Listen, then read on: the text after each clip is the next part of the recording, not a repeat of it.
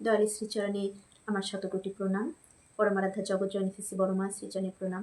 পরম পূজ্যপাদ শ্রী বরদা শ্রীচরণে প্রণাম। পরম পূজ্যপাদ শ্রী আচার্য দেবের শ্রীচরণে আমার প্রণাম। আপনাদের সবাইকে আন্তরিক আনন্দিত জয়গুরু দোল পূর্ণিমার শুভেচ্ছা সবাইকে।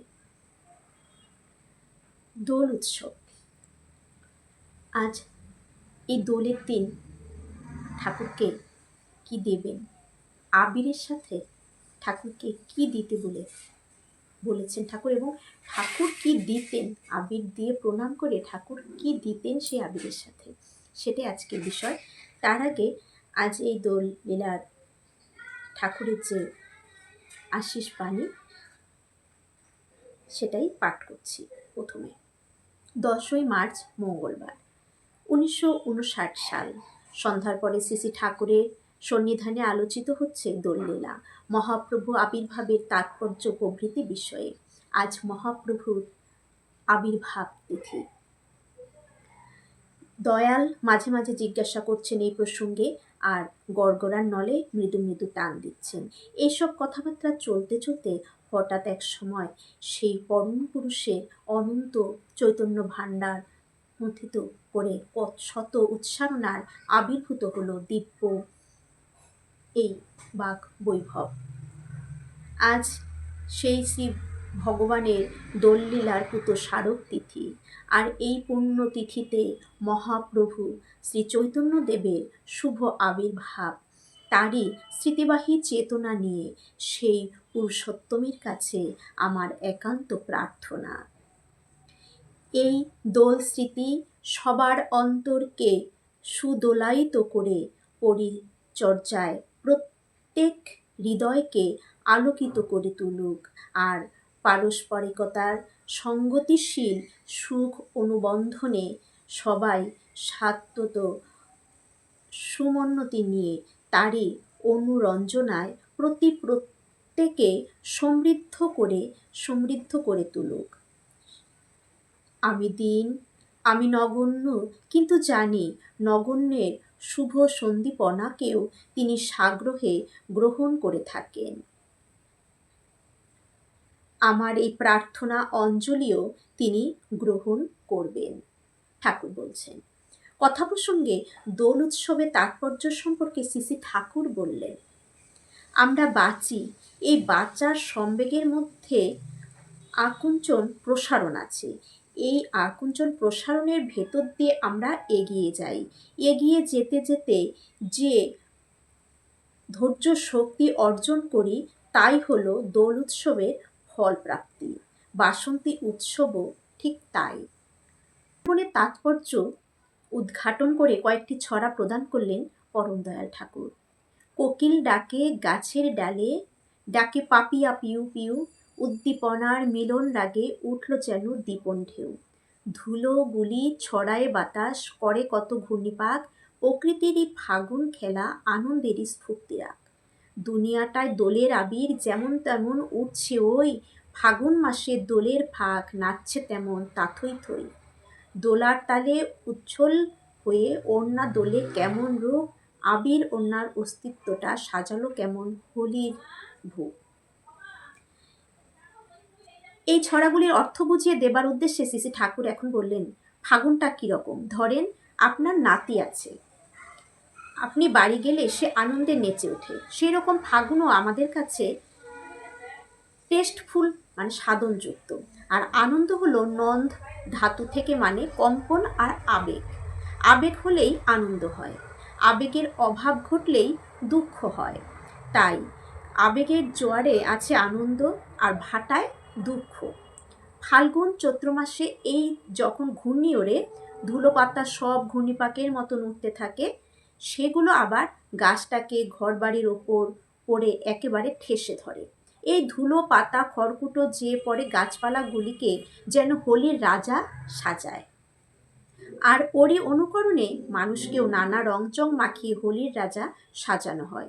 এই ঘূর্ণি আবার কত রঙ্গ করে, মানুষের মাথায় থাকলে তা টান দিয়ে নিয়ে যায়। এই যে হোলির দিন ঠাকুরকে যে হোলি দেবেন, সেই মানে ঠাকুরকে যে আমরা রং দেব, আবির দেব, ওই আবিরের সাথে কি দিবেন ঠাকুর কী দিতেন? দোলের সময় পরমদয়াল বলেন দোলের সময় দীপ দেয়, একটা দীপ, একটা প্রদীপ দিতে হয়, দীপ দেয়। ওপরে পুরুষোত্তম থাকে, তার নিচে প্রত্যেক থাকে দীপ থাকে, প্রত্যেক থাকে দীপ থাকবে। এই দ্বীপগুলি মানে আমরা এই গাছপালা, মানুষ, গরু, কীট পতঙ্গ ইত্যাদি সব। দ্বীপগুলি পুরুষোত্তমের আরতি করে, এই দ্বীপগুলি পুরুষোত্তমের আরতি করে। তার মানে এই যে আমরা মানুষ, যত দ্বীপ দান হয়, উপরে পুরুষোত্তম, নিচে ধাপে ধাপে দ্বীপ, ধাপে ধাপে দ্বীপ মানে এই মানুষ, যত জীবজন্তু আছে, গাছপালা, মানুষ, গরু, কীট পতঙ্গ ইত্যাদি সবগুলি হচ্ছে ওই দ্বীপ। আর এই দ্বীপগুলি পুরুষোত্তমের আরতি করে। তার মানে ঠাকুর উপরে আছে, আমরা যে ধাপে ধাপে যে আমরা সকলে রয়েছি, মানুষ, গরু, কীট পতঙ্গ সবাই যে আমরা জগতে রয়েছি, আমরা সবাই পুরুষোত্তমের বন্দনা করি, আরতি করি ওই আবির দিয়ে। সম্বেগ নিয়ে যেন মিলিত হতে চায় তার সঙ্গে, সম্পূর্ণ ভেতর থেকে অন্তর থেকে মিলিত হতে চাই আমরা ওই পুরুষোত্তমের সঙ্গে। তেমনি আমরাও আমাদের মিলন আকুতি নিয়ে যেন ওই পুরুষোত্তমকে কামনা করি, যুক্ত হতে চাই তার সঙ্গে। তাই এই দিনে আমরাও চাই ঠাকুরের সাথে যুক্ত হয়ে যেতে, মিলিত হতে তার সঙ্গে, একাত্মবোধ হয়ে যেতে চাই পুরুষোত্তমের সাথে। তার জন্যই আজকের দিনটিতে যেমন ওই রঙে, মানে তার রঙে আমরা রঙিন হয়ে দেবো।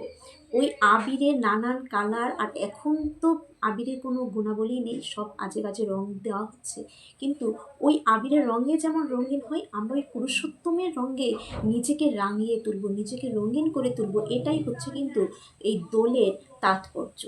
দোল মানে হচ্ছে এটা, আমরা পুরুষোত্তমের যার পুজো করছি, যাকে দোল দিচ্ছি, যেমন শ্রীকৃষ্ণ, রাধা, তাহলে আমরা রাধাকৃষ্ণকে দিচ্ছি, পুরুষোত্তমকে দিচ্ছি। পুরুষোত্তমের রঙে যেন আমরা নিজেকে তার মতন করে নিজেকে যেন আমরা মিলিত করতে পারি আজকের দিনটি। তাই আমাদের সারাদিন আজকে নামময় হয়ে থাকতে হবে, ঠাকুরের নাম করতে হবে, গীতা পাঠ করুন, ঠাকুরের বিভিন্ন গ্রন্থাদি পড়ুন, নাম জপ করুন, সব সময় সৎ কথা বলুন, ইষ্ট কথা বলুন, আজকের এই দিনে ঠাকুরের কথা বলুন। তবেই তো আজ তাকে পুরোটা, যেমন আচার্যদেব বলেছেন না 24 ঘন্টা 48 ঘন্টা শুধু তাকে দিতে, তো আজকের দিনটাও এইভাবে আমরা একটু কম কথা বলে আমরা যেন তাকে দিয়ে দিতে পারি আজকের দিনটি। তার চরণে তিনি যেমন আমাকে পছন্দ করেন, ঠিক তেমনই যেন নিজেকে তার রঙে সাজিয়ে আজকে ঠাকুরকে আমরা অর্পণ করতে পারি। তবেই কিন্তু এই দোলের তাৎপর্য বা দোলের সার্থকতা হবে আপনার পুজোটা। আর ঠাকুর কিভাবে দোলে আবির দিতেন, সেই আবিরের সাথে ঠাকুর কি দিতেন, নিজে কি দিতেন, এবং সেইভাবেই তো আমরা দেব। তাহলে আমরাও কি দেব যখন ঠাকুরকে? 9:15 শ্রী ঠাকুর প্রথম হুজুর মহারাজ, পরে পিতৃদেব ও তৎপর মাতৃদেবীর প্রতিকৃতিতেই চরণে আবির দিলেন। তারপর সবারই চরণে টাকা ও ফুল দিয়ে প্রণাম করলেন। তাহলে আমরা যখন ঠাকুরকে চরণে বলে যে প্লেটের মধ্যে আমরা যে আবিরটা দেব, সাথে ফুল এবং প্রণামীটা যেন অবশ্যই দিই। ঠাকুর কিন্তু এইভাবেই প্রণাম করতেন। তারপর শ্রী ঠাকুর চরণে টাকা ফুল দিয়ে প্রণাম করলেন। শ্রী বড়মা পাশেই ছিলেন। শ্রী ঠাকুরের পরে তিনিও একে একে সব প্রতিকৃতিতে প্রণাম করলেন। তারপর তার পরমাধ্যা দেবতা শ্রী ঠাকুরের শ্রীচরণে আবির ও ফুল নিবেদন করে প্রণাম করলেন। এইসব অনুষ্ঠান চলাকালে শ্রী ঠাকুরের চোখে জল চলে আসে, চোখ দুটি লাল হয়ে ওঠে। বারবার তিনি তার মাতৃদেবীর প্রতিকৃতির দিকে চাইছেন, বোধহয় পুরনো স্মৃতি ভেসে উঠেছে ঠাকুরের। তাহলে ঠাকুর কিভাবে প্রণাম করতেন? আর এই হোলির দিন হুজুর মহারাজ তার পিতৃদেব, তার মাতা মনমণি দেবীর শ্রীচরণে আবির দিতেন, ফুল দিতেন আর প্রণামী দিতেন। বড়মাও ঠাকুরকে একইভাবে প্রণাম করতেন, ঠাকুরের চরণে ফুল দিতে, আবির দিতেন, ফুল দিয়ে আবির দিয়ে ঠাকুরকে প্রণাম করতেন। তো প্রত্যেকেই কিন্তু আজ আবির, ফুল এবং প্রণাম দেবেন। জয় গুরু।